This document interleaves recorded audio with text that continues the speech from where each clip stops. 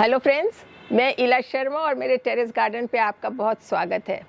दोस्तों, हम एक श्रृंखला बना रहे हैं जिसका एक एपिसोड मैंने पिछला बनाया था कि इतनी भरी गर्मी में अप्रैल मई में आप अपने छत पे पौधों की देखभाल किस तरह से करें जिससे कि आपके पौधे हरे भरे रहें और ख़राब न हों।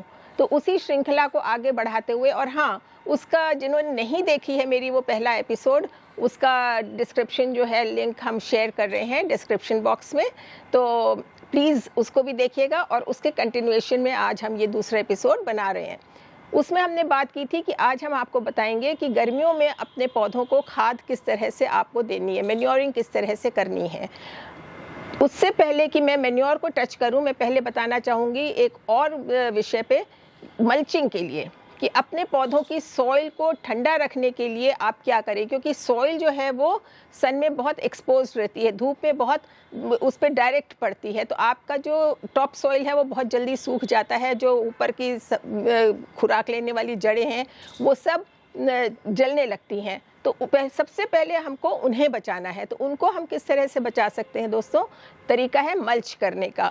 तो मल्च आप बहुत तरीके से करते हैं और ज़रूर करना चाहिए आपको। सबसे पहली बात मैं दिखाना चाहूँगी कि ये पत्तियाँ, ये देखिए, आपको आवाज़ आ रही होगी कितनी क्रिस्प। ये सब पत्तियाँ वही हैं जो इस समय झड़ रही हैं बाहर सड़क पे, पौधों पे से या आपके बगीचे में से। मत फेंकिएगा कभी भी, उनको इकट्ठा कर लीजिए और पत्ती की खाद तो आप बनाएंगे ही, मल्च में ये बहुत काम आती हैं। ये तो इनको हम कैसे लगाएंगे, पहले मैं आपको बता देती हूँ कौन कौन से आप मल्च यूज़ कर सकते हैं। दूसरा है ये गोबर की खाद, बहुत ही बढ़िया मल्च है, बहुत ही बढ़िया मल्च करता है ये। और इसको आप सॉइल के ऊपर डाल सकते हैं 2-3 इंच की लेयर के संग में। ये आपका मैन्योरिंग का भी काम करेगा। जब भी आप पानी देंगे तो इसमें से उसका जो न्यूट्रिएंट्स हैं वो पानी के संग पौधे की जड़ों तक पहुंच जाएंगे। ये ठंडी खाद होती है, ये आपके पौधे को कोई नुकसान नहीं करेगी। और इसी के संग आप इसी की श्रृंखला में आप आगे चलते हैं कि आप खाद से कौन सी और डाल सकते हैं, तो वो है ये आपकी homemade compost, kitchen waste compost. ये इससे भी आप दोस्तों मल्च कर सकते हैं, बहुत बढ़िया इससे मल्च होता है। वही है 2-3 इंच की लेयर आप डालें उसके ऊपर, अपने पौधे के ऊपर। किस तरह से डालनी है ये अभी हम आपको बताएंगे। तो ये आप अपना किचन वेस्ट का जो मैन्योर बनाई है वो भी आप इसमें यूज़ कर सकते हैं। और एक है ये जो गमले टूट जाते हैं हमारे, ठीकरी, ये जो टूट जाते हैं, इनसे आप अपने पौधों के ऊपर रख के उनको मल्च कर सकते हैं। इसके अलावा आप लकड़ी की जो छीलन होती है, जो बढ़ई छीलते हैं, उसकी छीलन आप लगा सकते हैं। आप न्यूज़पेपर से कर सकते हैं, आप ये जो कार्डबोर्ड आते हैं, गत्ते आते हैं, उनसे कर सकते हैं, या आप कोकोपीट से भी कर सकते हैं। कोकोपीट से करने के लिए आप अच्छी तरह उसको धो लीजिएगा और फिर उसको सुखा के फिर उसको यूज़ करिएगा। अब हमें करना कैसे है ये आपको मैं बताती हूँ, मल्च करना कैसे है आपको।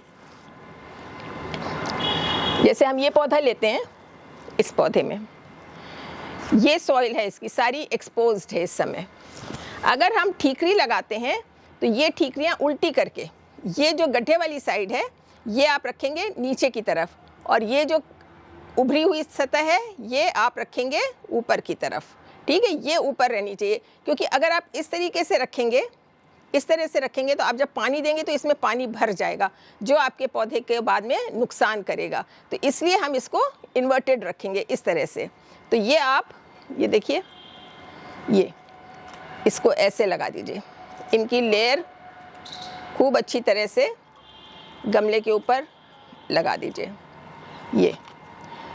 ये आप इसकी जगह वो जो कच्ची ईंट होती है मकान बनाने की, उसको भी लगा सकते हैं फ्रेंड्स।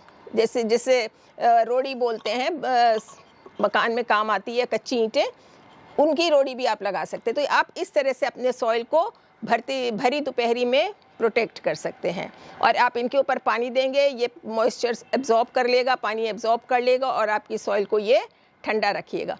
ध्यान इस बात का रखना है आपको कि ये कोई भी आप मल्च जब लगाते हैं दोस्तों, तो ये जो पौधे का तना है ना, ये इससे आपको 2 इंच दूर रखना है। क्यों? क्योंकि कोई भी मल्च जो आप करेंगे वो पानी एब्जॉर्ब कर लेगा, मॉइस्चर उसमें बना रहेगा, इसीलिए हम यूज़ कर रहे हैं ना उसको। तो जब वो पानी उसमें बना रहेगा तो वो तने से बराबर संपर्क में रहेगा, जिससे कि आपका तना जो है वो रॉट हो सकता है। तो हमेशा जो भी मल्च आप यूज़ कर रहे हैं, पौधे के तने से 1.5 से 2 इंच दूर आप उस पे रखिए। ये तो हो गया आपका ठीकरे का, गमले के पीसेस का। इसी तरह से आप ये सूखी पत्तियों का कर सकते हैं। ये इनको भी आप क्रश कर लीजिए और क्रश करने के बाद में दबा दीजिए इस तरह से। ये पूरे में अच्छी तरह लेयरिंग इसकी कर दीजिए, तो आपका जो सॉइल है वो प्रोटेक्टेड रहेगा। इसी तरह से आप जो गोबर की खाद है या फिर आपकी कंपोस्ट है, जो भी मल्च है, उसको आप इस तरह से अपने पौधे को प्रोटेक्ट करने के लिए यूज़ कर सकते हैं। आप जो मैन्योर यूज़ करते हैं, गोबर की खाद या अपनी किचन वेस्ट वाली मैन्योर, तो उसके ऊपर भी आप ये पत्तियां डाल सकते हैं। और पत्तियों के ऊपर आप चाहें तो ये गिट्टियां भी डाल सकते हैं, क्योंकि इवेंचुअली अगर पत्तियां सूख जाती हैं बहुत ज़्यादा धूप के कारण, तो ये उन्हें प्रोटेक्ट करके रखेगा। ठीक है ना, वो उड़ने नहीं देगा उनको। प्रोटेक्शन का मतलब है वो उनको उड़ने नहीं देगा। तो इस तरह से आपके पौधे की सॉइल सुरक्षित रहेगी, टेम्परेचर मेंटेन रहेगा और मॉइस्चर मेंटेन रहेगा, जिसकी बहुत ज़रूरत है। पानी की बहुत दिक्कत होती है, इसलिए हमें हर वो कोशिश करनी चाहिए कि पानी को हम किस तरह से कम यूज़ करें और उसकी बचत करें। अब आइए देखते हैं कि हमें मैन्योरिंग कैसे करनी है। दोस्तों, गर्मियों का मौसम है, पौधों को पानी ज़्यादा देना पड़ता है। जितना आप पानी उनमें ज़्यादा देंगे ना, दोनों वक्त देंगे, उतना ही क्या होता है, उसके जो न्यूट्रिएंट्स हैं वो पानी के संग नीचे बह जाते हैं। तो फ्रीक्वेंटली हमें, क्योंकि सब्जियां लेनी है, घिया, तोरी, ये सब चीज़ें इस समय सीज़न की सब्जियां हैं, तो इनको लेने के लिए उनको हमें मैन्योर भी अच्छी तरह देनी पड़ती है। अगर आप खुराक उनको अच्छी नहीं देंगे तो आपको फसल भी अच्छी नहीं मिलेगी। तो इसके लिए हमें क्या करना चाहिए, कैसी खुराक दें कि हमारी सब्जियां और जो फूल हैं सीजनल इस समय के, वो आपको फूल देते रहें और सब्जियां आपको भरपूर मिलती रहें।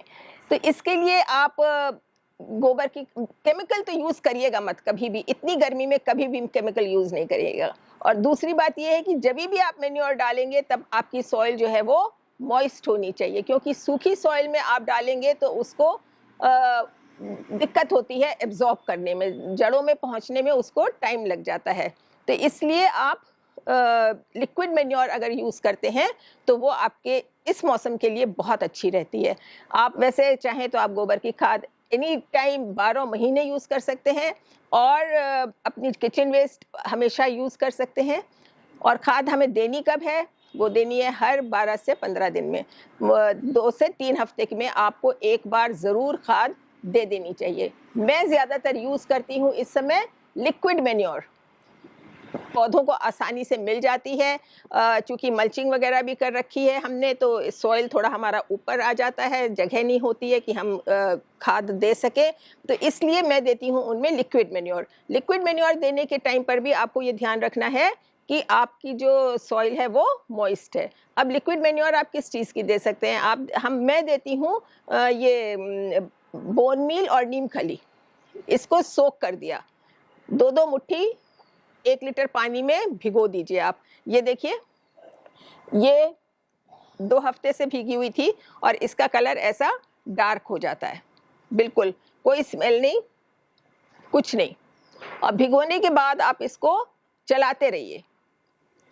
चलाने के बाद आप जो ये बनेगा, इसको एज इट इज़ नहीं देंगे, हमें इसको डाइल्यूट करनी है। क्योंकि अगर आप इसको डाइल्यूट नहीं करेंगे तो ये इतनी स्ट्रॉन्ग होती है कि आपका पौधा इससे जल सकता है।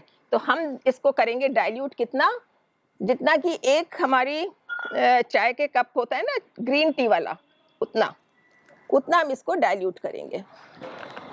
ये आपने लिया, अंदाजन हो जाता है 1:10 का रेशियो अगर आप रखते हैं। 1 लीटर में 10 से 12 लीटर आप पानी मिलाएंगे तो वो कलर जो ये आ गया, देखिए ये कलर आ गया। तो ये कलर आपके पौधे में देने के लिए बिल्कुल ठीक है।